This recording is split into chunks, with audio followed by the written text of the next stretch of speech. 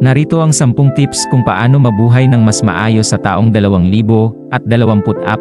Unang tip, alagaan ang kalusugan. Unahin ang pangangalaga sa iyong kalusugan sa pamamagitan ng regular na ehersisyo, malusog na pagkain, at sapat na pahinga. Mahalaga ang pagkakaroon ng aktibong lifestyle at pag-iwas sa masasamang bisyo upang mapanatili ang kalusugan ng katawan at isipan. Pangalawang tip, pagpaplano ng pananalapi. Magplano ng maayos sa iyong pananalapi sa pamamagitan ng pagbabudget at pagtatabi para sa kinabukasan. Itakda ang mga layunin sa pag-iimpok at pag-i-invest para sa financial stability at security sa hinaharap. Pangatlong tip, pag-unlad ng kaisipan. Patuloy na mag-aral at magpabuti sa iyong sarili sa pamamagitan ng pagbasa, pag-aaral, at pakikipag-usap sa iba.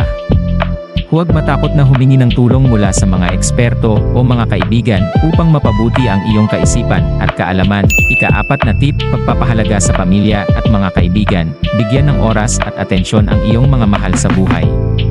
Palakasin ang iyong ugnayan sa pamilya at mga kaibigan sa pamamagitan ng pagtulong, pakikinig, at pagbibigay ng suporta sa kanilang mga pangarap at mga hinaharap na hamon. Ika-5 tip, pagpapalago ng kakayahan. Magtagumpay sa iyong mga layunin sa pamamagitan ng pagpapalago ng iyong mga kakayahan at talento. Magpakatotoo, magtrabaho ng mahusay, at huwag matakot na subukan ang mga bagong bagay upang mapalawak ang iyong kaalaman at kasanayan. Ika-6 na tip, pagpapahalaga sa kapaligiran. Maging responsable sa paggamit ng likas na yaman at sa pangangalaga sa kapaligiran. Magsagawa ng mga simpleng hakbang upang makatulong sa pagbabawas ng carbon footprint at pagpapanatili ng kalikasan para sa susunod na henerasyon. Ika-7 na tip, pagpaplano ng karera. Magplano ng maayos para sa iyong karera at propesyonal na pag-unlad. Itakda ang mga layunin at gawin ang mga hakbang na kinakailangan upang maabot ang mga ito.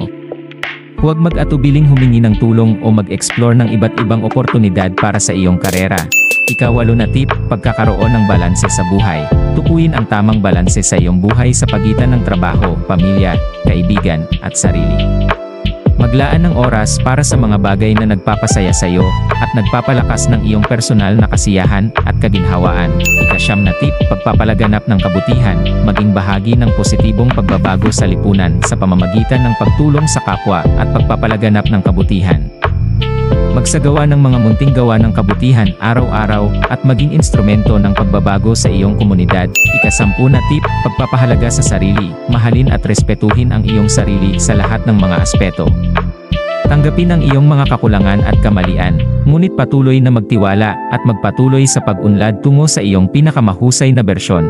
Sa pamamagitan ng pagpapatupad ng mga tips na ito, magiging mas matagumpay, mas masaya ang iyong buhay sa taong 2024.